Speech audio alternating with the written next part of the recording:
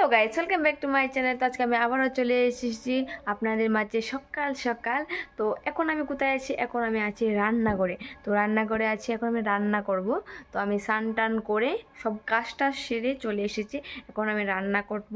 তো আজকে আমি কি রান্না করব? তো আজকে আমি রান্না করব তেলাপিয়া মাছের ঝোল, আর তার সাথে গুড়া মাছে মানে মখা মাছ, মানে গুড়া মাছ যাকে বলে, তো গুড়া মাছের কৌড়া টোড়া কি বলে না, ওসব ওসব বানাবো। তো আজকে আমি এই দুটো রেসিপি বানাবো।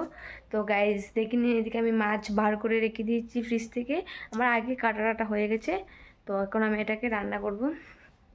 তো গাইজ প্রথমে আমি কেটে নেব আলু, মানে আমি তেলাপিয়া মাছের ঝোল বানাবো, তার মাঝে কিছু কয়েকটা আলু দেব, কারণ আমার আলু খেতে ভীষণ ভালো লাগে। তো তার জন্য আমি আলু দিয়ে রান্না করব। তো আমি তার জন্য আমাকে আলুটা কাটতে হবে। তো প্রথমে আমি আলুটা কেটে নেব। তো গাইজ বসে গেলাম আমি আলু কাটতে। তো প্রথমে আমি আগে তেলাপিয়া মাছের রেসিপিটা বানাবো, তারপরে গুঁড়া মাছের চচ্চড়ি যাই হোক বানাবো। তো প্রথমেই আমি আলুগুলো আগে কেটে নিই, তারপর আবার আসছি ছোটো একটা ব্রেক নিচ্ছি। তো এখানে আমি আলুগুলি কেটে নিয়েছি, এখন আমি মশলাগুলি রেডি করে নেব। তো আপাতত এই ব্লগটা এখানেই শেষ করছি, পরের ব্লগে রেসিপিটা অবশ্যই শেয়ার করবো আপনাদের সাথে। তো আপাতত এতটুকু, বাই বাই, পরের ব্লগে দেখা হচ্ছে, বাই বাই।